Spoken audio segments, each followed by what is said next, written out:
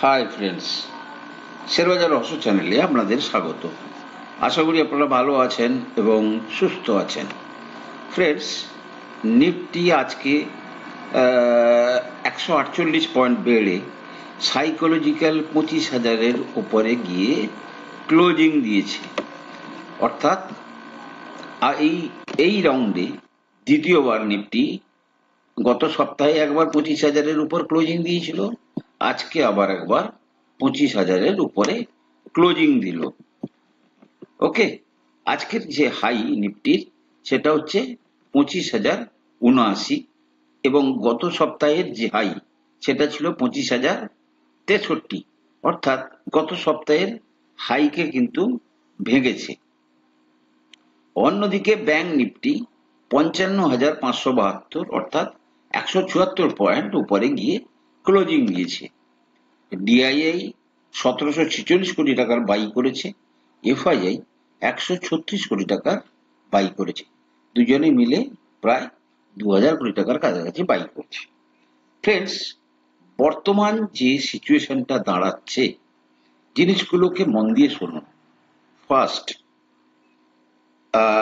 Monsoon in generally first week of June কেরালাতে আসে এবং তারপরে ধীরে ধীরে মনসুন কিন্তু সারা ভারতবর্ষের বিভিন্ন জায়গাতে এগোয়।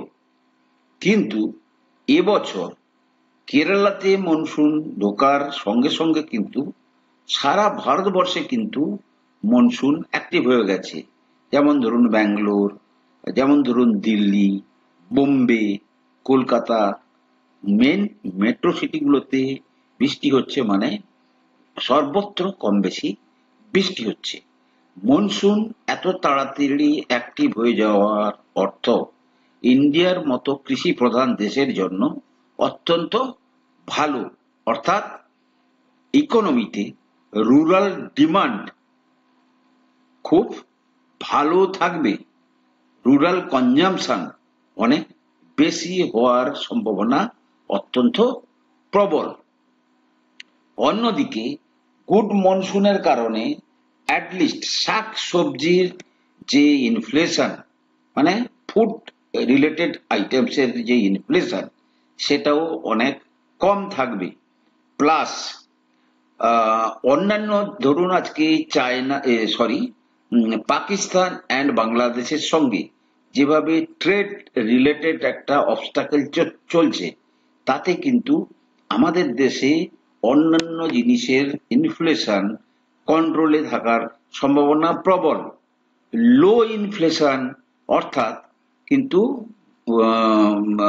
আরবিআই বর্তমান যে রেটটা আছে সেটাকে কিন্তু অনেকটা কমিয়ে আনতে সক্ষম হবে এবং যত রেট কাট হবে তত কিন্তু গুড জিডিপির দিকে যাবে। তৃতীয়ত হচ্ছে, ফ্রেন্ডস দেখুন, যদি আরবিআইয়ের হিস্ট্রিতে দেখেন তাহলে তারা কিন্তু এত হিউজ পরিমাণ ডিভিডেন্ড এর আগে কোনোদিন গভর্নমেন্টকে দেয়নি। এই পয়েন্টটা নিয়ে আমরা আমাদের ভিডিওর পরের ধাপে আরো ডিসকাশন করব। তো তাহলে কি হচ্ছে, ওভারঅল কিন্তু একটা পজিটিভ সেন্টিমেন্ট। নেগেটিভ কি?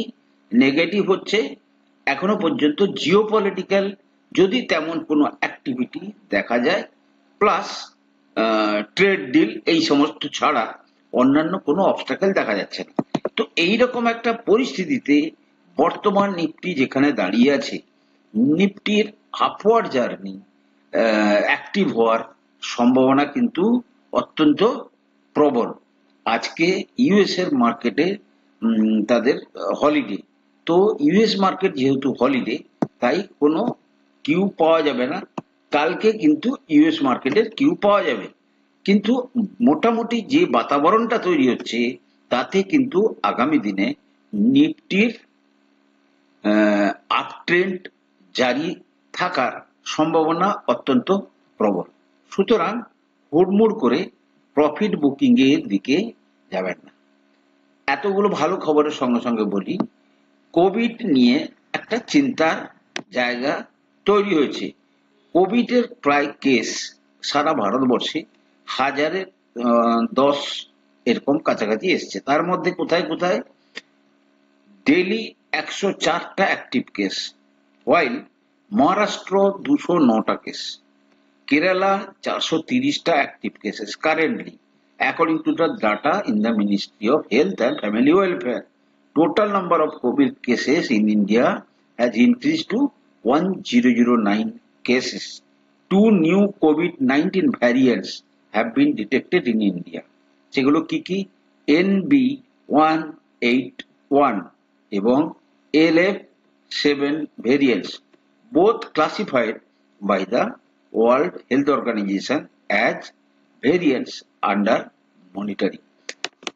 এগুলো জাস্ট নলেজ পারপাসে বললাম, এইটা নিয়ে কিন্তু চিন্তার তেমন কোনো কারণ নেই। কারণ যে কোভিড আমরা দেখে ফিরে এসেছি, তারপরে এই ধরনের কোভিড রিলেটেড জিনিস সেটা কিন্তু তেমন ভাবে এফেক্ট পড়বে না।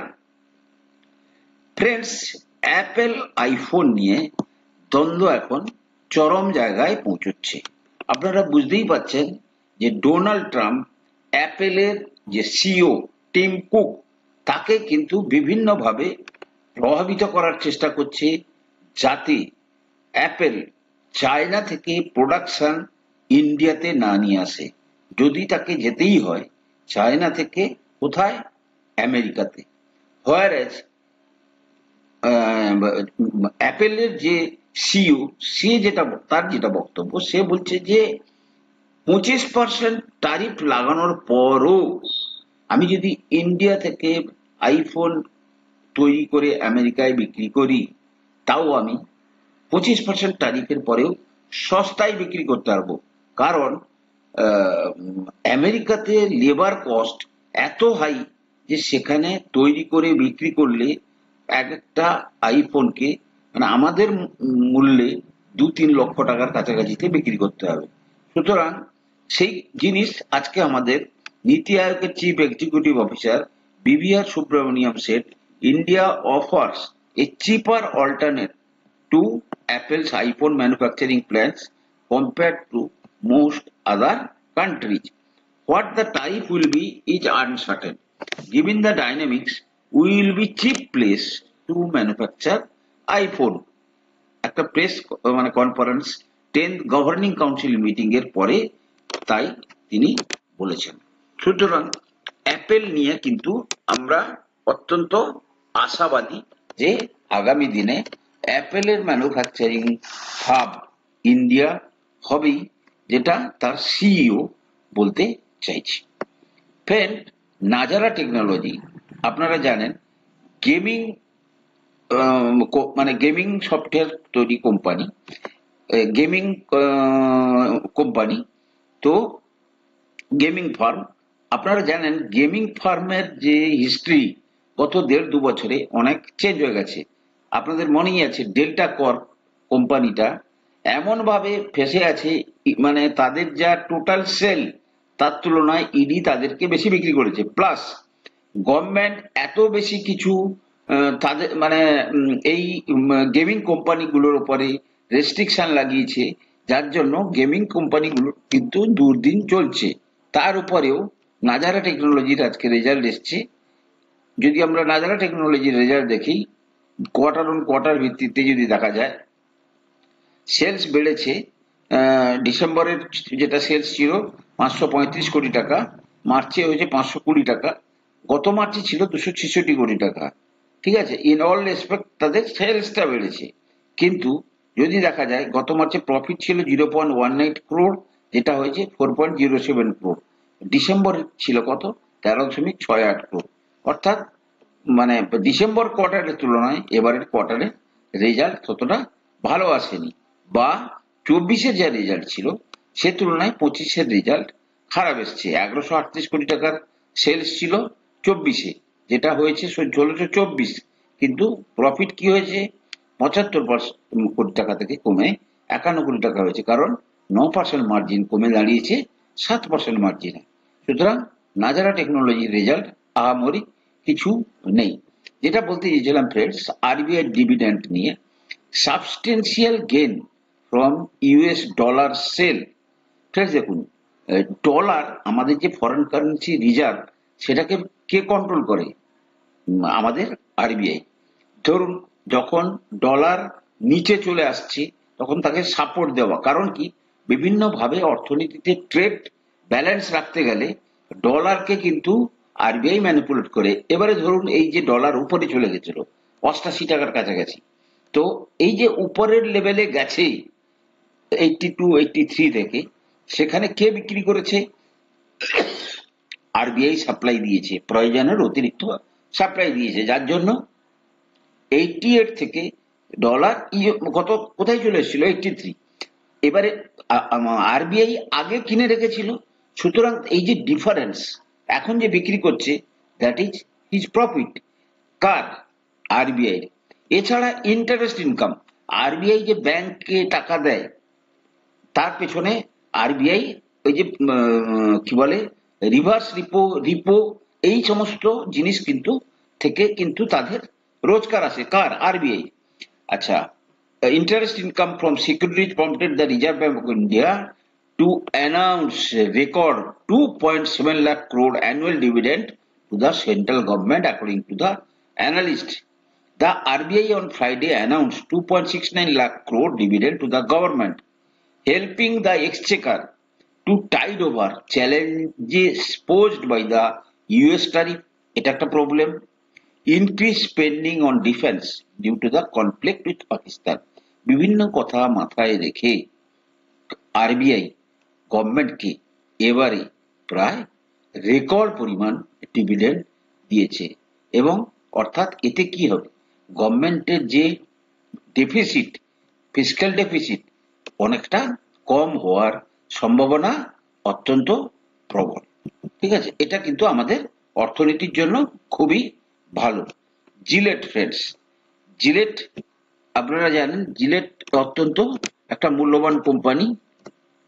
জিলেট ইন্ডিয়া, আপনারা সেভিংস ইনস্ট্রুমেন্ট থেকে শুরু করে বিভিন্ন ভাবে তার রেজাল্ট এসছে। রেজাল্ট যদি দেখেন, ডিসেম্বর কোয়ার্টারে ছিল কত? 686 কোটি টাকা, যেটা হয়েছে 767 কোটি টাকা মার্চ কোয়ার্টারে। আর গত মার্চে ছিল 681 কোটি টাকা, সেটাও বেড়ে দাঁড়িয়েছে 767 কোটি টাকা। গত মার্চে ছিল 24% মার্জিন, যেটা এবারে হয়েছে 29% মার্জিন। আবার ডিসেম্বরে ছিল 27% মার্জিন, যেটা বেড়ে দাঁড়িয়েছে 29% মার্জিন। প্রফিট গত মার্চে ছিল 99 কোটি টাকা, যেটার প্রায় 60% বেড়ে হয়েছে 159 কোটি টাকা। আবার ডিসেম্বর কোয়ার্টারে যা ছিল 126 কোটি টাকা, সেটা বেড়ে দাঁড়িয়েছে 159 কোটি টাকা, অর্থাৎ প্রায় 30% কাছাকাছি তাদের নেট প্রফিট বেড়েছে। আর ইয়ারলি যদি দেখি আমরা, তাহলে দেখা যাবে 2633 থেকে হয়েছে কোথায় না 2880 কোটি। আর প্রফিটটা কত হয়েছে না 412 থেকে 534 কোটি। সমস্ত ফ্রন্টে জিলেটের কিন্তু রেজাল্ট খুবই ভালো এসছে। এবার আমরা যদি একটু চার্টটা দেখার চেষ্টা করি জিলেটের, এই সমস্ত কোম্পানি কিন্তু মানে অত্যন্ত হাই ভ্যালুড কোম্পানি, এবং বড় বড় ইনভেস্টররা এই সমস্ত জায়গায় ইনভেস্টেড থাকে। আজকে কিন্তু বোধহয় অনেক উপরে গেছিল, ফাইনালি 9389 তে ক্লোজিং দিয়েছে।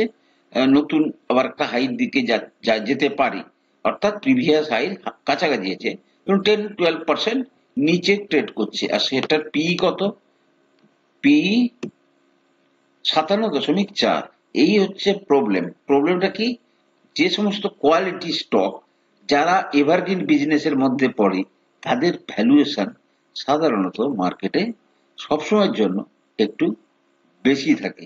এটা কিন্তু সবসময়ের জন্য মাথায় রাখবেন ফ্রেন্ডস। বিভিন্ন কথা মাথায় রেখে এই গুড মনসুন, কনজামশন, এই সমস্ত জিনিসের কথা ভেবে এলআইসি কি করেছে না, নেসলে কোম্পানির যে স্টেক তাদের কাছে ছিল সেটা তারা বাড়িয়ে প্রায় 5%-এর উপর করেছে। LIC insurance corporation increase its stake in Nestle India up to 5.001% via a market purchase, according to an exchange filing from the fast moving consumer goods company on Monday. Having undertaken the transaction on Friday, LIC purchased 1.4 lakh shares of Nestle, adding an additional 0.015% ownership to its stake in the company. অর্থাৎ ভালো কোম্পানির share LIC যদি আপনি দেখেন নেসলেতে, এলআইসির কত মানে আছে, আপনারা যদি এখানে যান কোথায় পাবেন, ইনভেস্টর ক্যাটাগরিতে যান, ইনভেস্টর ক্যাটাগরিতে গেলে দেখবেন ডিআইআই দেখতে পাচ্ছেন, ডিআইআই তে ক্লিক করুন, ডিআই তে ক্লিক করলে দেখবেন, দেখুন এলআইসি এখনো পর্যন্ত আপ টু ডেট হয়নি, 4.67% আছে, এইটা বেড়ে কত হয়েছে 5.001%। অর্থাৎ এরা কিন্তু দীর্ঘমেয়াদী ক্ষেত্রে ধরে রাখার চেষ্টা করে। অবশ্য গত ডিসেম্বর থেকে কিন্তু এলআইসি স্টেকটা বেশি কেনার চেষ্টা করছে। So good news for LIC as well as Nestle share. Friends, US trade ডিলকে ফাইনালাইজ করার জন্য a high level US trade delegation, মানে একদম পুরো final round of trade deal talk এবারে হবে। A high level US trade delegation is expected to land in India in the coming weeks for what could be the final round of talks on the proposed interim trade agreement between the two countries, multiple sources said PTIK. The visit comes with both sides aiming to seal the deal before 9 July when a temporary suspension on steep US tariffs run out. অর্থাৎ যে 90 দিনের যে ট্যারিফের যে অ্যানাউন্সমেন্টটা ছিল সেটা কিন্তু শেষ হতে চলেছে। ফ্রেন্ডস, এখনো সুযোগ হাতছাড়া হয়নি। হিন্দুস্তান ইউনিলিভার্স লিমিটেড যেভাবে মনসুন আগে বেরোচ্ছে, যেভাবে 12 লাখ কি বলে ট্যাক্স ছাড় দেওয়া হয়েছে, সেই সমস্ত কথা মাথায় রেখে হিন্দুস্তান ইউনিলিভারের শেয়ার এখনো কিন্তু লোয়ার লেভেলে ঘোরাঘুরি করছে।